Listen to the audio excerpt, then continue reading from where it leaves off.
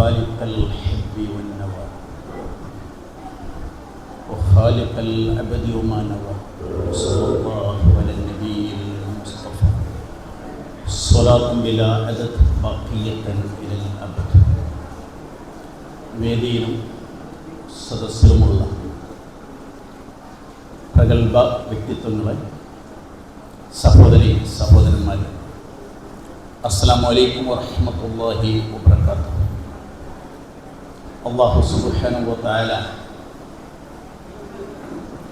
ഏതൊരു ഉദ്ദേശത്താണോ നമ്മൾ ഒരുമിച്ച് കൂടിയത്, ആ ഉദ്ദേശം പൂർണ്ണാർത്ഥത്തിൽ നമ്മിൽ നിന്ന് നമുക്ക് പൂർത്തീകരിച്ച് തരുമാറാവട്ടെ എന്ന് ആത്മാർത്ഥമായി പ്രാർത്ഥിക്കാം. ഞാൻ നിങ്ങളുടെ മുന്നിൽ നിൽക്കുന്ന സമയത്ത് ഏരിയ പ്രസിഡന്റ് എന്ന നിലയ്ക്ക് വളരെ അഭിമാനത്തോടെയും കാളമ്പാടി ഹെൽത്തിയുടെ പ്രാദേശിക അമീർ എന്ന നിലയ്ക്ക് തെല്ല് അസൂയയോടുകൂടിയാണ് എന്ന് പറയാൻ ആഗ്രഹിക്കുകയാണ്. ഇവിടെ നടക്കുന്ന കുടുംബസംഗമം ഒരു ഗ്രാമത്തിൻ്റെ ഉത്സവമായി മാറിയിട്ടുണ്ട് എന്നാണ് ഞാൻ മനസ്സിലാക്കുന്നത്. ഇതിൻ്റെ പിന്നിൽ പ്രവർത്തിച്ച പ്രാദേശിക അമീറിനെയും എൻ്റെ പ്രിയപ്പെട്ട ഇസ്ലാമിക പ്രവർത്തകരെയും ഹൃദയത്തിൻ്റെ ഭാഷയിൽ അഭിനന്ദിക്കുകയാണ്. അല്ലാഹു സുബ്ഹാനഹു വ തആല ഇൻഷാ അല്ലാഹ് നിങ്ങളുടെ ഈ വലിയ പരിശ്രമം വലിയ പ്രതിഫലം നൽകി സ്വീകരിക്കും എന്ന കാര്യത്തിൽ ഒരു സംശയവുമില്ല എന്നാണ് ഞാൻ മനസ്സിലാക്കുന്നത്. ഇവിടെ കൂടിയിരിക്കുന്ന എൻ്റെ സഹോദരി സഹോദരന്മാരോട് എനിക്ക് പറയാനുള്ളത്, നിങ്ങൾ വളരെയധികം സന്തോഷിക്കേണ്ടതുണ്ട്, ചിരിക്കേണ്ടതുണ്ട്. ചിരിക്കാം. ഇവിടെയാണ് നിങ്ങൾ ചിരിക്കേണ്ടത്. മജ്ലിസുൽ ഇൽമി റൗളത്തും മിൻ റിയാദിൽ ജന്ന എന്ന് ശഫീഉനാ റസൂലുള്ളാഹി സ്വല്ലല്ലാഹു അലൈഹി വസല്ലം. അതിൻ്റെ തനിമലയാളം ഹാജിയാർ പള്ളിയിലെ ഈ കുടുംബ സദസ്സ് നാളെ അല്ലാഹു സുബ്ഹാനഹു വ തആല സ്വർഗത്തിൽ ഹാജരാക്കും എന്നാണ് അതിൻ്റെ തനി മലയാളം എന്ന് മനസ്സിലാക്കേണ്ടതുണ്ട്. മുഖറബീങ്ങളായ മലക്കുകളുടെ നിറസാന്നിധ്യം കൊണ്ട് അനുഗ്രഹീതമാണ് ഈ സദസ്സ്. അൽഹംദുലില്ലാഹ് സുമ്മൽ ഹംദുലില്ലാഹ്. നമ്മുടെ ഈ പ്രോഗ്രാമിൽ ചില വടവൃക്ഷങ്ങളെ ആദരിച്ചതായിട്ടുണ്ട്. ആ വടവൃക്ഷങ്ങളുടെ തണലിലാണ് ഇവിടെയുള്ള മഹാഭൂരിഭാഗം സഹോദരി സഹോദരന്മാരും ജീവിച്ചത്, പ്രവർത്തിച്ചത് എന്നാണ് ഞാൻ മനസ്സിലാക്കുന്നത്. അഹമ്മദ് കുട്ടി സാഹിബ് അടക്കമുള്ള വലിയ വടവൃക്ഷങ്ങൾ അല്ലാഹു സുബ്ഹാനഹു വ തആല അവർക്ക് ദീർഘായുസ്സും ആഫിയത്തും ആരോഗ്യവും നൽകി അനുഗ്രഹിക്കുമാറാവട്ടെ. വളരെ കാലം നമുക്ക് നേതൃത്വം നൽകാൻ റബ്ബ് അവർക്ക് തൗഫീഖ് നൽകുമാറാവട്ടെ എന്ന് പ്രാർത്ഥിക്കുകയാണ്.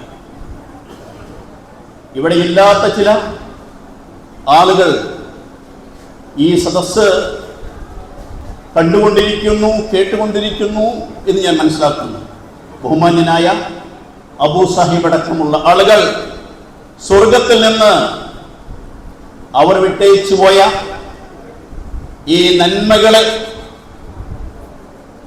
കണ്ട് ആസ്വദിച്ച് സന്തോഷം തോന്നുന്നു എന്ന് ഞാൻ മനസ്സിലാക്കുന്നു. അല്ലാഹു സുബ്ഹാനഹു വ തആല അവർക്കെല്ലാം മഗ്ഫിറത്തും മർഹമത്തും നൽകി അനുഗ്രഹിക്കുമാറാവട്ടെ. പ്രിയമുള്ള സഹോദരങ്ങളെ, നമ്മുടെ കുടുംബ സംഗമത്തിൻ്റെ തലക്കെട്ട് ഞാൻ പ്രത്യേകം നിങ്ങളോട് പറയേണ്ടതില്ല. കുടുംബസമേതം അല്ലാഹുവിൻ്റെ സ്വർഗത്തിൽ നമ്മൾ ഉണ്ടാകണം എന്ന സന്ദേശമാണ്.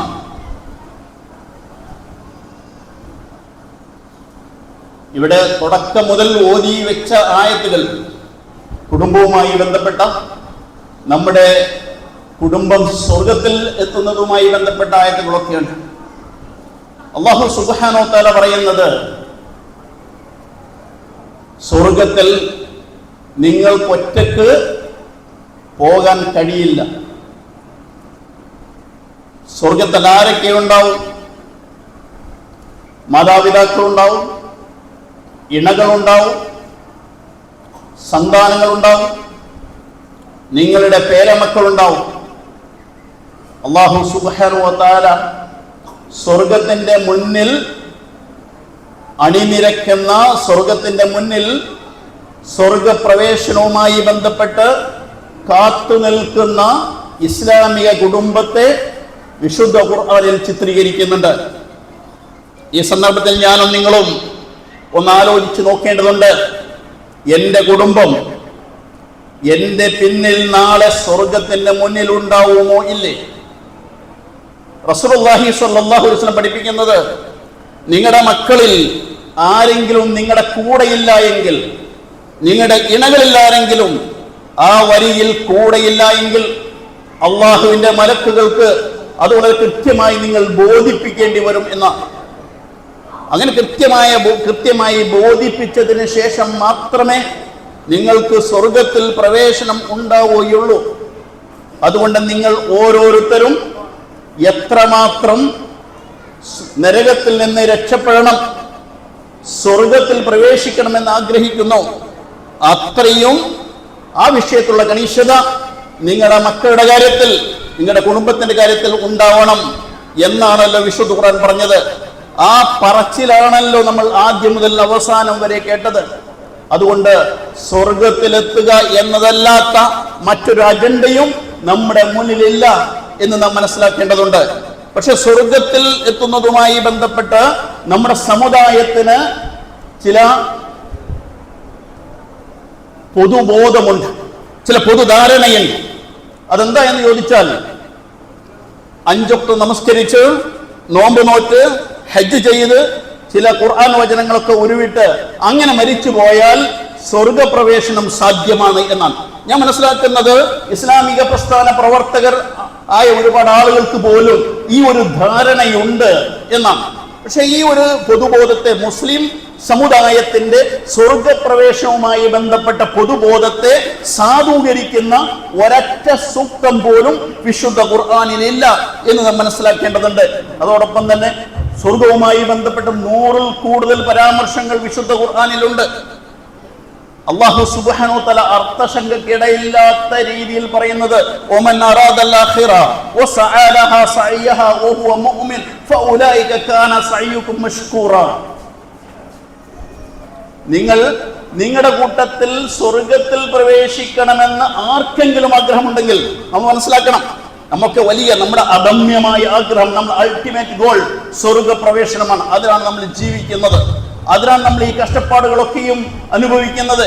അങ്ങനെ നിങ്ങളുടെ കൂട്ടത്തിൽ ആർക്കെങ്കിലും സ്വർഗപ്രവേശനം സാധ്യമാവണം എന്നുണ്ടെങ്കിൽ അടിവരയിട്ടോ, നിങ്ങൾ അരയും തലയും മുറുക്കി അള്ളാഹുവിന്റെ മാർഗത്തിൽ രംഗത്തിറങ്ങണം. സഅയ് നടത്താതെ ഒരു രക്ഷയുമില്ല. മുഅ്മിനായിക്കൊണ്ട് നിങ്ങൾ ഇസ്ലാമിന്റെ അഡ്രസ്സിൽ അറിയപ്പെടുന്നുണ്ടോ എങ്കിൽ നിങ്ങൾ സഅയ് നടത്തണം, അള്ളാഹുവിന്റെ മാർഗത്തിൽ രംഗത്തിറങ്ങണം. ഫഉലൈക കാന സഅയ്യുഹും മഷ്കൂറ. നിങ്ങൾ നിങ്ങളുടെ ജീവിതത്തിൽ നടത്തിയ സഅയ്, ആ സഅയ് മുഖവിലക്കെടുത്തുകൊണ്ടാണ് അല്ലാഹു സുബ്ഹാനഹു വ തആല നിങ്ങൾക്ക് സ്വർഗപ്രവേശനം നൽകുന്നത്. അല്ല നിങ്ങളുടെ നമസ്കാരം മുഖവിലക്കെടുത്തല്ല, നിങ്ങൾ നോമ്പ് മുഖവിലെടുത്തല്ല, നിങ്ങൾ ഹജ്ജ് മുഖവിലക്കെടുത്തിട്ടല്ല. അപ്പൊ ഈ പറയുന്ന അടിസ്ഥാന ഇബാദത്തുകളൊക്കെയും നിങ്ങളോട് നിർവഹിക്കണം എന്ന് പറഞ്ഞത് എന്തിനാ എന്ന് ചോദിച്ചാൽ, നിങ്ങൾ സഅയ് നടത്താൻ വേണ്ടിയാണ്. അള്ളാഹുവിന്റെ മാർഗത്തിൽ സ്വർഗം നിങ്ങൾ നേടിയെടുക്കാൻ വേണ്ടിയാണ് നിങ്ങളോട് നമസ്കരിക്കണം എന്ന് പറഞ്ഞത്, നോമ്പനുഷ്ഠിക്കണം എന്ന് പറഞ്ഞത്, ഹജ്ജ് ചെയ്യണം എന്ന് പറഞ്ഞത്. മനുഷ്യ, നീ നിന്റെ ജീവിതത്തിൽ അള്ളാഹുവിന്റെ മാർഗത്തിൽ എന്തെല്ലാം സഅയ് നടത്തിയിട്ടുണ്ടോ ആ സഅയ് മാത്രമാണ് നിന്നെ സ്വർഗ്ഗത്തിലെത്തിക്കുക എന്ന് അല്ലാഹു സുബ്ഹാനഹു വ തആല. അതുകൊണ്ട് സത്യവിശ്വാസികളോട് അല്ലാഹു പറയാണ് ഇൻഫിറു ഖിഫാഫൻ വസിഖാല, ഇൻഫിറു ഖിഫാഫൻ വസിഖാല. എൻ്റെ പ്രിയപ്പെട്ട ദാസന്മാരെ, സത്യവിശ്വാസികളെ, ഇൻഫിറു, നിങ്ങൾ രംഗത്തിറങ്ങണം. നിങ്ങൾ നമസ്കരിക്കുന്നത് എന്തിനാണ്? നിങ്ങൾ അല്ലാഹുവിന്റെ മാർഗത്തിൽ സജീവമായി ഇറങ്ങി പുറപ്പെടാനാണ്. നമസ്കരിക്കണം, നോമ്പനുഷ്ഠിക്കണം, ഹജ്ജ് ചെയ്യണം എന്ന് പറഞ്ഞതുപോലെ അല്ലാഹു സുബ്ഹാനഹു വ തആല കൽപ്പനക്രിയയിലാണ് ഈ പറയുന്നത്. അപ്പൊ എനിക്ക് കഴിവില്ല, എനിക്ക് അതിന് സമയമില്ല എന്നൊക്കെയായിരിക്കാം നിങ്ങളുടെ ഉത്തരമെങ്കിൽ നിങ്ങളുടെ കഴിവിനെയും കഴിവുകളിനെയും കുറിച്ച് നിങ്ങളെക്കാൾ കൂടുതൽ അല്ലാഹുവിനറിയാം. അതുകൊണ്ട് നിങ്ങളുടെ ഉള്ള കഴിവനുസരിച്ച്, ഉള്ള സമയമനുസരിച്ച്, ഉള്ള വിവരമനുസരിച്ച് നിങ്ങൾ അല്ലാഹുവിന്റെ മാർഗത്തിൽ രംഗത്തിറങ്ങണം. റസൂലുള്ളാഹി സ്വല്ലല്ലാഹു അലൈഹി വസല്ലം രംഗത്തിറങ്ങിയ പോലെ, സഹാബയെ കിറാം രംഗത്തിറങ്ങിയ പോലെ, യുൻഫിറു ഖിഫാഫൻ വസിഖാല വജാഹിദു ബിഅംവാലികും വഅൻഫുസികും ഫീ സബീലില്ലാഹ്. നിങ്ങൾക്ക് എന്തെല്ലാം അല്ലാഹു നൽകിയിട്ടുണ്ടോ, അല്ലാഹു നൽകാത്ത ഒന്നുമില്ലല്ലോ. എന്തെല്ലാം അല്ലാഹു നൽകിയിട്ടുണ്ടോ നിങ്ങൾ ആലോചിച്ച് നോക്കുക. നിങ്ങളുടെ മക്കളടക്കമുള്ള നിങ്ങളുടെ അസറ്റുകൾ എന്തെല്ലാം ഉണ്ടോ ആ അസറ്റുകൾ മുഴുവൻ അല്ലാഹുവിന്റെ മാർഗത്തിൽ നിങ്ങൾ വിനിയോഗിക്കണം. ദാലികും ഖൈറുൽ ലക്കും. നിങ്ങൾ ആലോചിച്ച് നോക്കി, ദാലികും ഖൈറുൽ ലക്കും, അതല്ലേ ബുദ്ധി, അതാണല്ലോ ബുദ്ധി. ഇൻ കുൻതും തഅലമൂൻ, ഉള്ള വിവരം വെച്ച് നിങ്ങൾ ആലോചിച്ച് നോക്ക്. ഈ യാത്ര, ജീവിത യാത്രക്ക് എന്താണ് അർത്ഥമുള്ളത് എന്ന് നിങ്ങൾക്കറിയുമോ? ഇത് വളരെ അനിശ്ചിതത്വം നിറഞ്ഞ ഒരു ഘട്ടമാണ് നിങ്ങളുടെ ജീവിതം എന്ന് പറയുന്നത്. ഏത് സമയത്തും റബ്ബിനെ കണ്ടുമുട്ടാം, ഏത് സമയത്തും റബ്ബിനെ കണ്ടുമുട്ടാം. ഈ സ്നേഹ സംഗമം കഴിഞ്ഞ് ഞാൻ വീട്ടിലെത്തി ഉറങ്ങുമെന്ന് ധൈര്യത്തിൽ പറയാൻ ആർക്കെങ്കിലും പറ്റുമോ? ഇല്ലല്ലോ. അതിന്റെ പേരാണ് ജീവിതം. എവിടെ വെച്ചും റബ്ബ് തിരിച്ചു വിളിക്കാം. ആ തിരിച്ചു വിളിക്കുന്ന സമയത്ത് റബ്ബിനെ സന്തോഷപൂർവ്വം കാണണം. അതാണല്ലോ ബുദ്ധി. ദാലികും ഖൈറുൽ ലക്കും. നിങ്ങളൊന്ന് ആലോചിച്ച് നോക്ക്, നിങ്ങൾ എന്താ കൊണ്ടുപോകുന്നത്, നിങ്ങൾ എന്താ നിങ്ങളുടെ കയ്യിലുള്ളത് എന്ന് അല്ലാഹു സുബ്ഹാനഹു വ തആല വിശുദ്ധ ഖുർആനിൽ പലതവണ ചോദിക്കുന്നുണ്ട്. യാ അയ്യുഹല്ലദീന ആമനൂ മാ ലക്കും. അല്ലാഹു ചോദിക്കുക, അല്ലയോ സത്യവിശ്വാസികളെ, മുസ്ലിങ്ങളെ, ഇസ്ലാമിക പ്രവർത്തകരെ, മാലക്കും, എന്താ ഈ പറഞ്ഞത് നിങ്ങൾക്ക് തിരിയാത്ത ചോദ്യം. അതിൽ അതാണ് മാലക്കും. ഇനി നിങ്ങളോട് ഏത് ഭാഷയിൽ പറയണം? നിങ്ങൾക്കറിയുന്ന ഭാഷയിലാണല്ലോ ഈ പറയുന്നത്. മാലക്കും ഇദാ ഖീല ലക്കും ഫിറു ഫീ സബീലില്ലാഹ്, നിങ്ങൾ സജീവ ഇസ്ലാമിക പ്രവർത്തകരായി രംഗത്തിറങ്ങണം എന്ന് പറയുന്ന സമയത്ത് ഇസ്തഖൽതും ഇലൽ ഔ, നിങ്ങളെ ഇസ്ലാമിക പ്രബോധന പ്രവർത്തനങ്ങളിൽ നിന്ന് പിന്നോട്ടടിപ്പിക്കാനുള്ള 1000 ന്യായങ്ങൾ ചമച്ച് നിങ്ങൾ നിങ്ങളുടെ വീടകങ്ങളിലേക്ക്, നിങ്ങൾ നിങ്ങളുടെ സ്ഥാപനങ്ങളിലേക്ക് ഉൾവലിയാനുള്ള കാരണം എന്ത് എന്ന് അല്ലാഹു സുബ്ഹാനഹു വ തആല ചോദിക്കുന്നുണ്ട്. യാ അയ്യുഹല്ലദീന ആമനു സ്തജീബു ലില്ലാഹി വലിറസൂൽ. സത്യവിശ്വാസികളെ, നിങ്ങൾക്ക് കേൾക്കണോ, നിങ്ങൾ അല്ലാഹു സുബ്ഹാനഹു വ തആല നിയോഗിച്ചിട്ടുള്ളത് അല്ലാഹുവിനും അല്ലാഹുവിന്റെ പ്രവാചകനും അവർ വിളിക്കുന്ന സമയത്ത് ഉത്തരം നൽകാനാണ്. യാ അയ്യുഹല്ലദീന ആമനു, ഹാജിയാർ പള്ളിയിലെ സത്യവിശ്വാസികളെ എന്നാണ് ഇതിന്റെ അർത്ഥം. യാ അയ്യുഹല്ലദീന ആമനു ഇസ്തജീബു ലില്ലാഹ്, അല്ലാഹു വിളിക്കുന്നുണ്ട്, അല്ലാഹു റസൂൽ വിളിക്കുന്നുണ്ട്. വലി റസൂൽ ഇദാ ദഅഅകും, വിളിച്ചുകൊണ്ടിരിക്കുന്നു. ലിമാ യുഹ്യീകും, ഒരു ചത്ത ആദർശത്തിലേക്കല്ല, ഒരു ചടഞ്ഞ ആശയത്തിലേക്കല്ല, ഈ ലോകത്തുള്ള മുഴുവൻ പ്രശ്നങ്ങൾക്കും പരിഹാരം നിർദ്ദേശിക്കുന്ന അതിശക്തമായ ഒരു ആശയത്തിലേക്ക്, ഒരു ആദർശത്തിലേക്ക്, വിശുദ്ധ ഖുർആനിലേക്ക്, തിരുസുന്നത്തിലേക്ക്, അതിലേക്കാണല്ലോ അല്ലാഹു വിളിക്കുന്നത്. വഅലമു അന്നല്ലാഹ യഹൂലു ബൈനൽ മർഇ വഖൽബിഹി വഅന്നഹു ഇലൈഹി തുഹ്ശറൂൻ. ഇങ്ങനെ അല്ലാഹു വിളിക്കുന്ന സമയത്ത് നിങ്ങൾ മനസ്സിലാക്കണം, അതിന് ഉത്തരം കൃത്യമായി ബോധിപ്പിക്കാൻ കഴിയാത്ത രീതിയിൽ നിങ്ങൾക്ക് എന്ത് തടസ്സമുണ്ട് എന്ന് നിങ്ങളെക്കാൾ കൂടുതൽ അല്ലാഹുവിനറിയാം. കാരണം നിങ്ങളുടെയും നിങ്ങളുടെ ഹൃദയത്തിന്റെയും ഇടയിൽ മറയായിക്കൊണ്ട് അല്ലാഹു ഉണ്ട്. അതുകൊണ്ട് യാ അയ്യുഹല്ലദീന ആമനു സ്തജീബു ലില്ലാഹ്, സ്തജീബു ലില്ലാഹ്, നിങ്ങൾ അല്ലാഹുവിന്റെ മാർഗത്തിൽ അല്ലാഹുവിനെ മനസ്സിലാക്കിയിട്ടുണ്ടെങ്കിൽ, പ്രവാചകനെ മനസ്സിലാക്കിയിട്ടുണ്ട് എങ്കിൽ നിങ്ങൾ അല്ലാഹുവിന്റെ മാർഗത്തിൽ രംഗത്തിറങ്ങണം. നിങ്ങൾ ഒറ്റക്കൊറ്റക്കല്ല, ഒന്നിച്ച്. ഞാൻ എന്റെ നമസ്കാരം, ഞാൻ എന്റെ നോമ്പ്, ഞാൻ എന്റെ മറ്റു പ്രവർത്തനങ്ങൾ അല്ല, മറിച്ച് സംഘടിതമായി അല്ലാഹുവിന്റെ മാർഗത്തിൽ നിങ്ങൾ രംഗത്തിറങ്ങണം.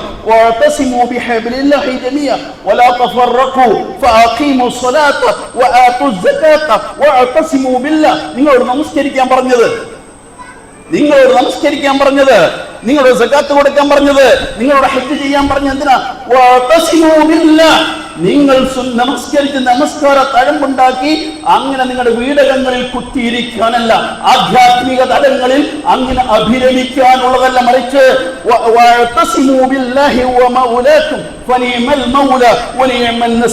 നിങ്ങൾ വളരെ സജീവമായി അള്ളാഹുവിന്റെ മാർഗത്തിൽ ആണാവട്ടെ പെണ്ണാവട്ടെ വളരെ സജീവമായി രംഗത്തിറങ്ങാനാണ് എന്ന് അള്ളാഹു സുബ്ഹാനഹു വ തആല ആവർത്തിച്ച് പറയാ. അതുകൊണ്ട് റസൂലുള്ളാഹി സ്വല്ലല്ലാഹു അലൈഹി വസല്ലം പറഞ്ഞു, ഈ ആയത്തുകളും ഈ ഹദീസുകളൊക്കെ നിങ്ങൾ മനസ്സിലാക്കണം. എന്നിട്ട് മൻ ഫാറഖൽ ജമാഅത ശിബ്റൻ ഫഖദ് ഖലഅ റിബഖത്തൽ ഇസ്ലാമി മിൻ ഉനുഖിഹി.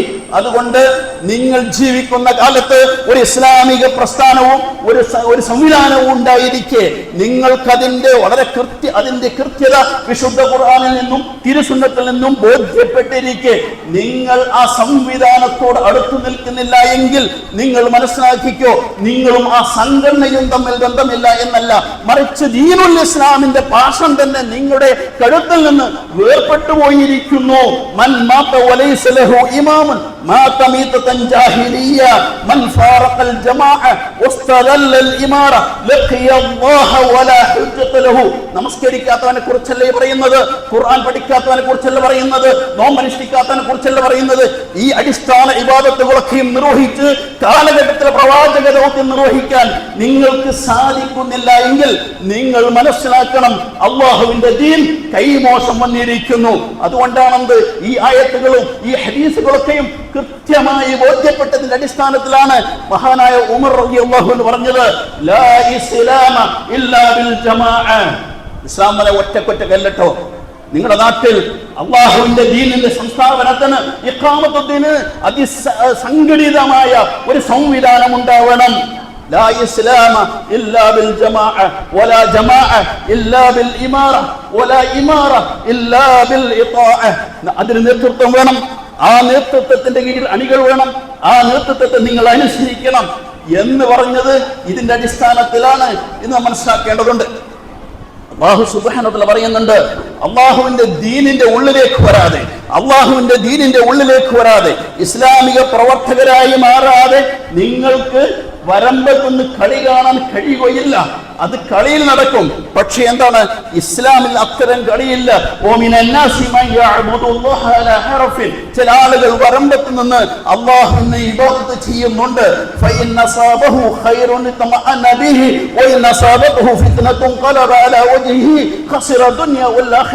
അങ്ങനെ ഞങ്ങളും നിങ്ങളുടെ കൂടെയുണ്ട് എന്ന് വരുത്തി തീർത്ത് എന്ന രംഗത്ത് നിങ്ങൾ ഇല്ലാതിരിക്കുകയും അങ്ങനെ നിങ്ങൾ പിന്നിലുണ്ട് എന്ന് നിങ്ങൾ ആശ്വസിക്കുകയും ചെയ്യുന്നു. അങ്ങനെ ഇസ്ലാമിക പ്രസ്ഥാനത്തിന് വിജയം വരുന്ന സമയത്ത് ഞങ്ങളും ആ വിജയത്തിൽ പങ്കാളികളാണ് എന്ന് വരുത്തി തീർക്കാനുള്ള ശ്രമം നടത്തുന്നു. അത്തരം ശ്രമം അല്ലാഹു സുബ്ഹാനഹു വ തആല സ്വീകരിക്കുകയില്ല. അതുകൊണ്ട് യാ അയ്യുഹല്ലദീന ആമനൂ, ഇവിടെ ഈ ഹാളിൽ കൂടിയിരിക്കുന്ന എല്ലാ സത്യവിശ്വാസികളും വനിതകളും പുരുഷന്മാരുമായ യുവാക്കളും കുട്ടികളുമായ എല്ലാ സഹോദരങ്ങളെ എന്ന് വെച്ചാൽ പറയാം, യാ അയ്യുഹല്ലദീന ആമനൂ ദുഖൂലൂ ഫിസ്സിൽമി കാഫ. അല്ലാഹുവിന്റെ ദീനിലേക്ക് നിങ്ങൾ അഹമഹിമികയാ വരണം. നിങ്ങൾ പുറത്ത് നിൽക്കേണ്ടവരല്ല, അള്ളാഹുവിന്റെ ദീനിന്റെ ഉള്ളിൽ വരണം. അള്ളാഹുവിന്റെ ഈ പ്രസ്ഥാനത്തിലേക്ക് കടന്നു വരാൻ ഒരുപാട് എക്സ്ക്യൂസുകൾ ഉണ്ട് എങ്കിൽ നിങ്ങൾ മനസ്സിലാക്കുക, ആ എക്സ്ക്യൂസുകൾ മുഴുവൻ നിങ്ങളുടെ ചെവിയിൽ മന്ത്രിക്കുന്നത് സാക്ഷാൽ പിശാചാണ്. അവൻ നമ്പർ 1 ശത്രുവാണ് എന്ന് വീണ്ടും വീണ്ടും പറയേണ്ടതുണ്ടോ? നിങ്ങളുടെ മാതാപിതാക്കളെ സ്വർഗത്തിൽ നിന്ന് പുറത്താക്കിയത് തന്നെ അവനാണല്ലോ. നിങ്ങളോട് പേർത്തും നിങ്ങളുടെ മാതാപിതാക്കൾ പറഞ്ഞത് ഞങ്ങൾക്ക് പറ്റിപ്പോയി, നിങ്ങൾക്ക് പറ്റരുത് എന്നാണല്ലോ. അള്ളാഹുവിന്റെ വേദഗ്രന്ഥം പഠിക്കാൻ നിങ്ങൾക്ക് അവസരം കിട്ടിയിട്ടുണ്ട്, അള്ളാഹുവിന്റെ പള്ളിയിൽ വന്ന് ഖുതുബ കേൾക്കാൻ നിങ്ങൾക്ക് അവസരം കിട്ടിയിട്ടുണ്ട്, ഇത്തരം ഒരുപാട് അവസരങ്ങൾ കിട്ടിയിട്ടുണ്ട്. ഇതിൽ നിന്നൊക്കെ അള്ളാഹുവിന്റെ ദീനിന്റെ പ്രകൃതം കൃത്യമായി നിങ്ങൾക്ക് ബോധിച്ചിട്ടുണ്ട്. ഇങ്ങനെയൊക്കെ നിങ്ങൾക്ക് ബോധ്യപ്പെട്ടതിന് ശേഷവും നിങ്ങൾക്ക് എന്റെ ഈ അഴകുഴമ്പൻ നയം സ്വീകരിക്കാൻ കഴിയുന്നു. ഫൈൻ സലൽത്തും, അതാണ് അതിന്റെ അർത്ഥം. ഫൈൻ സലൽത്തും, ആർക്കും പിടുത്തം കൊടുക്കൂല. അള്ളാഹുവിന്റെ ഈ പ്രസ്ഥാനത്തിന്റെ സജീവ പ്രവർത്തകനാണെന്ന് പറയാൻ നിങ്ങൾക്ക് മടിയാണ്. അങ്ങനെ വരുന്ന സമയത്ത് ഫഅലമു അന്നല്ലാഹു അസീസുൻ ഹകീം, നിങ്ങളോടൊക്കെയും അള്ളാഹുവിന്റെ ഈ പ്രസ്ഥാനത്തിന്റെ ഉള്ളിലേക്ക് വരണം എന്ന് പറഞ്ഞത് അള്ളാഹുവിന്റെ ഇസ്സത്തിന്റെ ഗ്രാഫ് ഉയരാൻ വേണ്ടിയല്ല, മറിച്ച് അള്ളാഹു നിങ്ങളെല്ലാവരും ഇസ്ലാമിക പ്രസ്ഥാനത്തിന് നിങ്ങൾ സംഭാവന ചെയ്താലും നിങ്ങളെല്ലാവരും ഈ പ്രസ്ഥാനത്തിൽ നിന്ന് നിങ്ങൾ ലെഫ്റ്റ് ചെയ്തു പോയാൽ പോലും അള്ളാഹുവിന്റെ ഇസ്സത്തുമായി ബന്ധപ്പെട്ട വർഷം, മറിച്ച് നിങ്ങളുടെ ഇസ്സത്തുമായി ബന്ധപ്പെട്ടതാണ്, നിങ്ങളുടെ ഇസ്സത്തുമായി ബന്ധപ്പെട്ടതാണ് എന്ന് അല്ലാഹു സുബ്ഹാനഹു വ തആല വളരെ കൃത്യമായി പറയുന്നുണ്ട്. ഞാൻ അവസാനിപ്പിക്കാം. തുടർന്ന് അല്ലാഹു പറയുന്നുണ്ട്, ഇത് ഒറ്റയായത്തിനാണ് കേട്ടോ, ഹൽ യൻദുറൂൻ, ഇനി നിങ്ങൾ എന്താ പ്രതീക്ഷിക്കുന്നത്? ഒരു പുരുഷായുസിൽ മനസ്സിലാക്കാവുന്ന മുഴുവൻ മനസ്സിലാക്കിയിട്ട്, നിങ്ങൾക്ക് കിട്ടാവുന്ന മുഴുവൻ കിട്ടിയിട്ട്, ഇതാണ് ശരിയായ ഹക്കിന്റെ വഴി എന്ന് ബോധ്യപ്പെട്ടിട്ട് ഇനിയും നിങ്ങൾക്ക് ഇതിന് സമയം കിട്ടുന്നില്ല എങ്കിൽ നിങ്ങൾ ആരെയാണ് പ്രതീക്ഷിക്കുന്നത്? നിങ്ങൾ എന്താ പ്രതീക്ഷിക്കുന്നത്? ഹൽ യൻദുറൂൻ, അവർ പ്രതീക്ഷിക്കുകയാണോ? ഇല്ലാ യഅതിഹുമുല്ലാഹു ഫീ ളുലലിൻ മിനൽ ഗമാമി വൽ മലായികതു ഖുദിയൽ അംർ വഇലാ അല്ലാഹി തുർജഉൽ ഉമൂർ. അല്ലാഹു സുബ്ഹാനഹു വ തആല മലക്കുകളുടെ അകമ്പടിയോടുകൂടി മേഘത്തോടുകൂടി നിങ്ങളൊക്കെ വീട്ടിൽ വന്നിട്ട് നിങ്ങളൊക്കെ നിർബന്ധിച്ച് ഹൽക്കാ യോഗത്തിലേക്ക് കൊണ്ടുപോകും എന്നാണോ നിങ്ങൾ പ്രതീക്ഷിക്കുന്നത്? അങ്ങനെ പ്രതീക്ഷിക്കേണ്ടതില്ല കേട്ടോ, അങ്ങനെ പ്രതീക്ഷിക്കേണ്ടതില്ല. നിങ്ങൾക്ക് എല്ലാവർക്കും കാര്യങ്ങളൊക്കെ മനസ്സിലാക്കാൻ പറ്റുന്ന അളവിൽ ബുദ്ധിയുണ്ട് എന്ന് അല്ലാഹുവിനറിയാം. അങ്ങനെ നിങ്ങളുടെ ജീവിതവുമായി ബന്ധപ്പെട്ട്, നിങ്ങളുടെ ബിസിനസ്സുമായി ബന്ധപ്പെട്ട്, നിങ്ങളുടെ കൃഷിയുമായി ബന്ധപ്പെട്ട്, നിങ്ങളുടെ മക്കൾക്ക് നൽകുന്ന കോച്ചിങ്ങുമായി ബന്ധപ്പെട്ട് നിങ്ങൾ ആലോചിച്ച് നോക്കൂ. നിങ്ങളൊക്കെയും സമർത്ഥരാണ്, നിങ്ങളൊക്കെയും വളരെ വളരെ പവർഫുൾ പേഴ്സൺസ് ആണ്. പക്ഷേ അള്ളാഹുവിന്റെ ദീനുമായി ബന്ധപ്പെട്ട് പറയുന്ന സമയത്ത് നിങ്ങൾ തിരിയായ്മയാണ് അല്ലേ? ഹൽ യൻദുറൂന ഇല്ലാ യഅതിഹുമുല്ലാഹു ഫീ ളുലലിൻ മിനൽ ഗമാമി വൽ മലായിക വഖുദിയൽ അംർ. കാര്യങ്ങളൊക്കെയും കൃത്യമായി ബോധ്യപ്പെട്ടിരിക്കെ ഇനി നിങ്ങളുടെ മുന്നിൽ ഒരു ഓപ്ഷൻ ഇല്ല കേട്ടോ. വഇലല്ലാഹി തുർജഉൽ ഉമൂർ, വഇലല്ലാഹി തുർജഉൽ ഉമൂർ. കാര്യങ്ങളൊക്കെയും ഇവിടം കൊണ്ട് അവസാനിക്കുകയില്ല. കാര്യങ്ങളൊക്കെയും അള്ളാഹുവിലേക്ക്, അള്ളാഹു സുബ്ഹാനഹു വ തആല മടക്കും. അതുകൊണ്ട് അള്ളാഹുവിന്റെ മാർഗത്തിൽ സജീവമാണ് നിങ്ങൾ എന്ന് നിങ്ങളെ കുറിച്ച് ഉറപ്പുവരുത്തേണ്ടതുണ്ട്. നിങ്ങളെ കുറിച്ച് എന്ന് പറഞ്ഞാൽ നിങ്ങൾ ഓരോ വ്യക്തി എന്നെ കുറിച്ചല്ല. ഒരുപാട് തവണ ഓതപ്പെട്ട ആയത്താണ് ഞാൻ മനസ്സിലാക്കുന്നത് ഈ സദസ്സിൽ. നിങ്ങളെ കുറിച്ച് ഇത് മാത്രമല്ല മനസ്സിലാക്കേണ്ടത്, നിങ്ങളുടെ ആൺമക്കൾ, നിങ്ങളുടെ പെൺമക്കൾ, അവരൊക്കെയും യഥാർത്ഥത്തിൽ ഈ ഒരു പാന്താവിലുണ്ട്, ഈ ഒരു മാർഗത്തിലുണ്ട് എന്ന് നിങ്ങൾ ഉറപ്പുവരുത്തണം. വിശുദ്ധ ഖുർആനിൽ എന്ന സൂറയുണ്ട്, നമുക്കറിയാം, സൂറത്ത് മറിയം. അതിൽ 98 ആയത്താണ്, 98 ആയത്ത്. ആ സൂക്തത്തെ പരിശോധിച്ച് നോക്ക്. അല്ലാഹു സുബ്ഹാനഹു വ തആല അതിലെ 1 മുതൽ 15 വരെയുള്ള ആദ്യത്തെ 15 സൂക്തങ്ങൾ നമ്മോട് ആ സൂക്തങ്ങളിലൂടെ സംവദിക്കുന്ന എന്ത് എന്ന് ചോദിച്ചാൽ, ഇതുപോലെ നിങ്ങളെപ്പോലെ ഒരു ഇസ്ലാമിക പ്രവർത്തകൻ ഉണ്ടായിരുന്നു. ആ പ്രവർത്തകന്റെ പേര് സക്കരിയ എന്നായിരുന്നു. സക്കരിയ നബി അലൈഹിസ്സലാത്തു വസ്സലാമയുടെ സ്ഥാനത്താണ് ഇന്ന് നിങ്ങളുള്ളത്. ആ സക്കരിയ നബി അദ്ദേഹത്തിന്റെ കാലത്ത് ഇസ്ലാമിക പ്രബോധന പ്രവർത്തനങ്ങൾ നിർവഹിച്ച് മുന്നോട്ട് പോയ ഘട്ടത്തിൽ തിരിഞ്ഞു നോക്കുന്നു. തനിക്ക് അള്ളാഹുവിന്റെ മാർഗത്തിൽ സമർപ്പിക്കാൻ ഒരാൺകുട്ടിയില്ല എന്ന് മനസ്സിലാക്കിയ സമയത്ത് ആ സക്കരിയ പ്രവാചകൻ വളരെ വിഷമത്തോടുകൂടി, സങ്കടത്തോടുകൂടി റബ്ബിന്റെ മുന്നിൽ സുജൂദിൽ കിടന്ന് വർഷങ്ങളോളം പ്രാർത്ഥിച്ചത് നിങ്ങൾക്ക് പാഠമാവണം. അങ്ങനെ അദ്ദേഹത്തിന്റെ പ്രാർത്ഥന അല്ലാഹു സ്വീകരിച്ചു എങ്കിൽ നിങ്ങളുടെ പ്രാർത്ഥനയും അല്ലാഹു സ്വീകരിക്കും.